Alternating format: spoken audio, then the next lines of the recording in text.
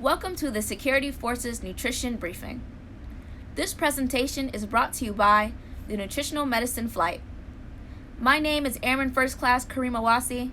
I'm a diet technician here at Wright-Patterson Air Force Base, and I'll be briefing you on optimizing your health through nutrition. Today we're going to be talking about the basics of nutrition, how to shop healthy, healthy meal planning, and utilizing your resources. Why should I care about eating healthy? Well, here are 5 reasons why. 1. Improved quality of sleep. 2. Improved mood. 3. Improved concentration. 4. An increase in energy level. And 5. Improved memory and brain health. Let's go over some nutrition basics. First, let's start with the Go for Green. The Go for Green program is a joint food service identification program. The purpose is to prompt better food and beverage selections to optimize performance.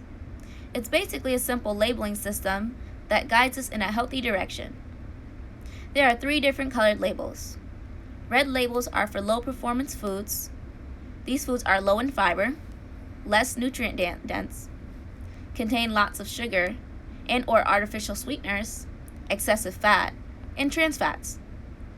Fried foods would be found in this category, as well as most processed foods. It's best to stay away from these foods, but it's recommended to be eaten rarely. Yellow labels are for moderate performance foods. These foods are moderate in fiber, contain a sufficient amount of nutrients, have a moderate amount of sugars, artificial sweeteners, poor quality of fats, and so on. It's recommended to eat these foods occasionally. Lastly, we have the green labels. Green labels are for foods that are high in fiber, nutrient dense, have no added sugars, or artificial sweeteners. They contain healthy fats as well, and these are your natural and whole foods. It's recommended we eat these foods often. How should my plate look? Having balance is just as important as choosing healthier options for each food group. So let's get into it. Question: why is it better to eat fruits and veggies instead of drinking them? A. You'll be able to apply portion control to your diet. B. You'll receive more nutrients. C. You'll receive less sugar. Or D. All of the above. The correct answer is D. All the above. Let's break down my plate, starting with fruits. It's recommended that we have 2 to 4 servings of fruits per day. It's best that these servings are whole, fresh fruit, rather than frozen or canned in water or juice. It's important to understand that these are just recommendations, which means you shouldn't be limited to these options. Going on to veggies. It's recommended that we have 3 to 5 servings of veggies per day. Once again, whole, fresh veggies are better than cooked, frozen, or canned in water or juice. For these next couple slides, it's important to know that based on your carb and protein needs, determines how much of these foods you should have. So instead of focusing on portion control like we have been, we'll be focusing on the healthier options within these food groups. Grains. Most of the times, grains help us supplement nutrients left out of or already lacking in our diets. This makes it very crucial we don't exclude this from our food groups. Try to include whole grains, whole wheat, barley, rye, brown rice, oats, farro, spelt, quinoa, and sorghum into your diet. For our last major food group, we have proteins. Whether it's poultry, pork, beef, loins, tenderloins, ground meat, or even turkey, try to eat meats 90% lean or greater. If you're a vegetarian, try incorporating other protein foods into your diet. These could be, but not limited to, beans, nuts, tofu, or tempeh. What is healthy eating? To eat healthy, it doesn't mean to cut these things completely out of your diet. Believe it or not, carbs, calories, sugars, and fats all play an essential role within the body. You just have to make sure you're eating moderately because too much of anything is a bad thing.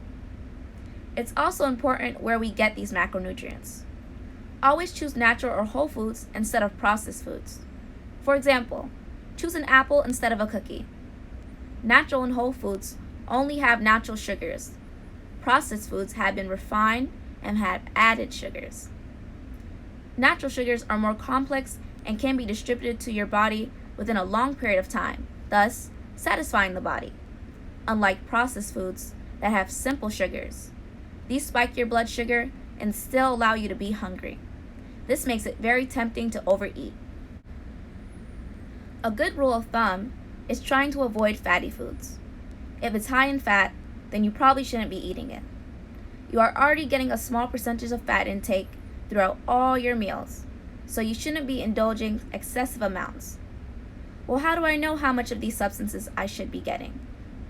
You might ask, by referring to your nutrition facts label, which provides the basic and essential information you'll need to know how to maintain a moderate diet. You can stay within your limits just by reading these labels. On every nutrition facts label, there are DVs and percent DVs. These are your daily values and percent daily values. These go hand in hand. DVs are the recommended amounts of nutrients to consume or not to exceed each day. This is your base number / guideline. The percent DV on every label means how much is in whatever you're eating per serving. Keep this in mind before indulging. This is key. The nutritional field is very broad. There are tons of biased and inaccurate information in books and on the internet. Be very careful as to where you get this information. Always choose reliable sources. First, find a good research engine. Google Scholar is a great tool to use. Second, look for who published the article. Use articles or research studies approved or published by the FDA or a registered dietitian. Third, check for who it was edited by. Lastly, check for when it was published. The most current information is always going to be the most reliable. Never go off your gut when it comes to dieting. There are 3 kinds of information: myths, what we want to hear, and what research supports. Lucky for us, we have nutrition experts to aid us as a guide. As you may know, you can meet with any of our registered dietitians upon self-referral at Wright-Patterson Air Force Base's hospital on Area A. They can help derive and improve goals you may already have. Once you have the information you need, it's up to you to discipline yourselves by maintaining your goal. What drives your food choices? There are plenty of environmental and social factors that drive these choices every day. These consist of what you're eating, the day and time in which you're eating on and during, who is present at the time of meal, what other activities you're participating in, and your current mood. Maybe you're eating while watching TV or out to eat with your best friend. Overeating most times is caused by being distracted. It's very important that you refrain from reward eating, commonly known as stress eating, and trigger foods. This is why it's crucial to note your current mood at the time of meal. Excessive indulging can occur when we feel the need to reward ourselves, or when we're in an out of the ordinary mood. Trigger foods are also a huge problem. Sometimes you just don't want to stop. It's okay to enjoy your favorite foods, as long as you can indulge moderately. This goes along with disciplining yourself once again. While you stay away from these bad habits, it may be beneficial to keep a food record to figure out what influences your eating patterns. Self-awareness will always create room for change. There are 10 levels to the hunger scale. You always want to be between a 4 to 7 to prevent overeating. Here are a couple tips for mindful eating. Number 1, sit at the table. 2, put down the fork between loiter. 3, savor the taste of your food. 4, ignore health claims. 5, focus on the taste. 6, chew more. 7. Don't eat and watch TV at the same time. 8. Don't eat straight out of the packaging. 9. Eat with your non-dominant hand from time to time. And 10. Trying to slow down as much as possible. Distractions influence indulging by initiating eating, interfering with internal controls to stop, and extending the duration of eating. They interfere with a person's ability to receive and regulate how much is being consumed. Not only do people tend to eat more and feel less full after eating while distracted, they tend to eat more at the next meal. If distractions are a part of the eating experience, extra care is going to be needed to control portion sizes. Portion distortion. Portion sizes have doubled, if not tripled, over the last 20 years. Not to mention, they are 2 to 8 times more larger than actual portion sizes. Eating large portion sizes multiple times a day accounts for much of the weight increase seen over the past decades. To keep from overeating, repackage snacks into smaller containers or eat a measured portion from a plate, not directly from the package. To control portion sizes, use small bowls, plates, small serving spoons, and tall, narrow glasses. Using a small plate won't result in less food eaten if multiple servings are taken. The problems with fad diets. Of course, there are commonly known fad diets, but these can be created by just about anyone. Fad diets are trendy weight loss plans that promise quick and dramatic results. Think of these like scams. These diets are not healthy and are not effective strategies for long-term weight loss or control. They're in fact very dangerous, life-threatening at that, and can cause serious harm to your body. They're especially notoriously known for sounding too good to be true, promising quick and easy weight loss with no effort, eliminating entire food groups, guaranteeing unrealistic outcomes in unreasonable time periods, requiring you to buy special products that are not readily available, posing as scams of course, and failing to mention potential risks and or additional costs. Here are some examples. We have the ketogenic diet, the IF diet, meal replacements, and low-carb diets. Ketosis is a metabolic state in which your body uses fat for fuel instead of carbs. The ketogenic diet is a high-fat, adequate protein, and low-carb diet. So the idea is for you to get most of your calories from protein and fat instead of carbs. So you cut back on most of your carbs that are easy to digest, like sugary foods, sodas, pastries, white bread, and etc. The IF diet, also known as the intermittent energy restriction diet, is an eating pattern that cycles between periods of fasting and eating. It doesn't specify which foods you should eat, but rather when you should eat them. It is believed that modifying your diet and practicing IF fasting can help you enter ketosis faster. This is very dangerous and we do not recommend these diets. Meal replacement diets are where some meals are replaced with soups, shakes, or bars.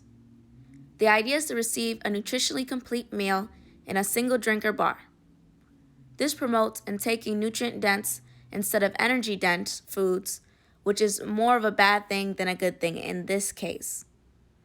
Limiting where these nutrients come from throws off the balance of your diet, is very limiting, repetitious, complicated, and like all fad diets, potentially dangerous for long periods of time. Low-carb diets are just what they sound like. A low-carb diet is one that restricts carbs primarily found in sugary foods like pasta and bread. Instead of eating carbs, you eat natural and whole foods. This means that you'd eat fewer carbs and a higher proportion of fat with adequate amounts of protein. Sounds familiar? That's because most common fad diets are known for this method. Here are a couple helpful tips. Number 1, drink more water. 2, eat at least 5 servings of fruits and veggies daily. 3, decrease portion sizes of meats and starches. And lastly, 4, Decrease portion sizes and frequency of desserts. Most of the times when you think you're hungry, you're actually thirsty. Strive to drink at least 8 cups of water a day to prevent overeating. Did you know you can live without food a lot longer than without water? Water helps those who are trying to lose or maintain weight. Foods with higher water content increases fullness, reduces hunger, and your carb intake. Water basically creates fullness and adds no extra calories to meals. Try drinking a glass or two before meals, just like basic training. Fruits and veggies are supposed to make up half your plate every meal. If you're not following this recommendation, then try eating 5 servings as snacks periodically between meals throughout the day. The more fruits and veggies eaten, the closer you are to nutritionally satisfying your body for the day. Always try to incorporate more nutrient-dense foods into your diet. Watch out for your meat and starch intake. It has been proven that limiting your red meat intake weekly can significantly lower your risk for life-threatening diseases. Also, every meal shouldn't have a dessert. Remember, you're usually getting a percentage of fat with every meal. This is why it's very important to refer to your nutrition facts labels to be able to moderately indulge. The next slide consists of a brief video on how to shop for groceries. The average supermarket contains over 45,000 different food items. Nutritional medicine is here to help you make healthier choices.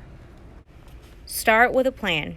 Try to plan meals in advance so you can head to the grocery store with a shopping list. Refuse yourself from deviating from your shopping list. Don't give in to those impulse purchases. If you are new to menu planning, then start small with 1 or 2 meals per week and work your way up to what you feel comfortable with. Making small lifestyle changes can still lead to a healthier lifestyle. My Plate is a very efficient tool to use, as well as shopping the perimeter. Making sure to stay more towards the fresh produce, low-fat dairy, lean meats, fish and poultry, beans, nuts, and legumes, and choosing whole grain breads and pastas when available. Do your best to stay away from the middle aisles, which contain more preservative-filled and fattening foods. Cooking can also cause a delay in eating healthier for many. But there's a solution for this as well, although they may come at a small cost. Choosing things that can be prepared at home, such as pre-cooked chicken breast, steamed fresh vegetables, steamed fresh pasta, and steamed fresh rice. For simple and less expensive choices, like deli meats for cold sandwiches could also serve as a better option. It's also a good idea to go into grocery shopping with the budget in mind. While planning your menus, check out the supermarket's weekly flyer to see what is on sale. The internet and grocery apps on your smartphone are also useful tools. The basics of healthy meal planning. Adequacy, moderation, balance, and variety are 4 crucial nutrition principles you should keep in mind. To have an adequate diet means you're receiving enough energy and nutrients to meet the needs of a healthy individual. Focus on your food choices when it comes to this principle. Substitute energy-dense foods with nutrient-dense foods to ensure you're meeting your daily nutrient requirements, and also to avoid going over on calories. To eat moderately means to eat enough but not too much of your food choices. Fat can sometimes sneak up on you, which is why it's very important to refer to your nutrition facts labels once again. Balance and variety. Balance in this sense means having enough but not too much of something in proportion to other foods. This may sound very similar to moderation, but it's important not to get the two mixed up. To have a variety in your diet means to have a wide selection of foods within and among the major food groups. Try not to exclude any food groups in your diet if possible. Here is an example of a nutrition facts label. Notice the things that are emphasized on the label, like the serving size, the calories, emphasized substances, and vitamins and minerals. Compare the serving size to how much you will eat or drink. If the serving size is 1 cup and you eat 2 cups, you're getting twice the calories, fat, and other nutrients listed on the label. Calories count. Keeping track of how many calories you are getting helps with weight management.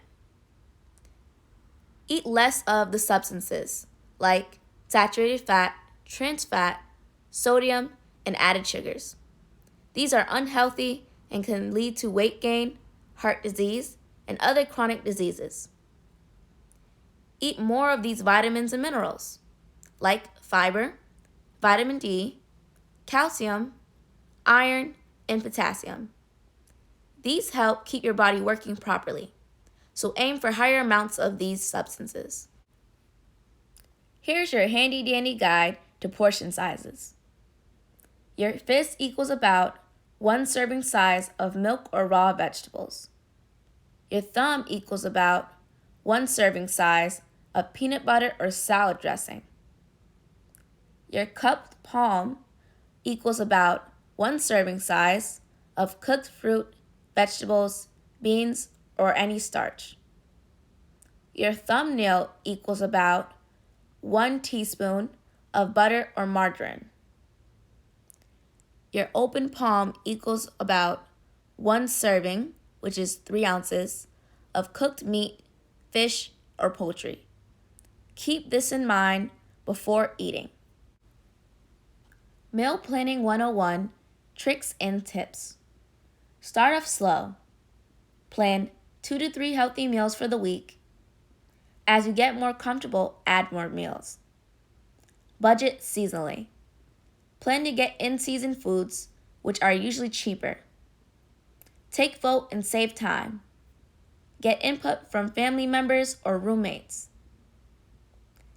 And for your favorite foods, you can enjoy them often, but try switching up meal plans every other week to add variety. More colors on your plate equals bigger variety of nutrients. Here are a couple meal planning cooking ideas.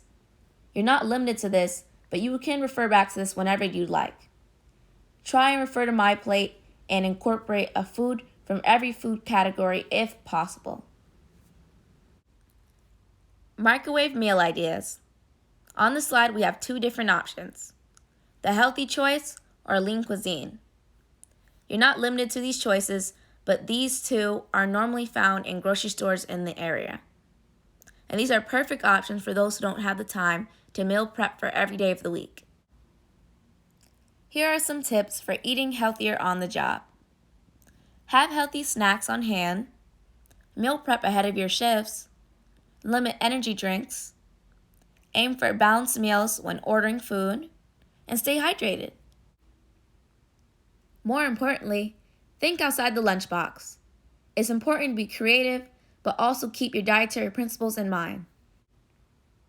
Here are a couple resources our flight recommends. We have 3 different websites here: allrecipes.com, choosemyplate.gov, and fruitsandveggiesmorematters.org. We also have a couple apps: Meal Prep Pro, Plan to Eat, Meal Lime, Meal Plans and Recipes, and Plate Joy. Pop quiz. A regular serving size for a pack of Oreos is A, 2 cookies, B, 3 cookies, C, 4 cookies, or D, 5 cookies. The answer is A, 2 cookies. True or false? Pre-workout is a safe and effective source of nutrients before or after a workout. The correct answer is false. Here are a couple services our nutrition clinic offers.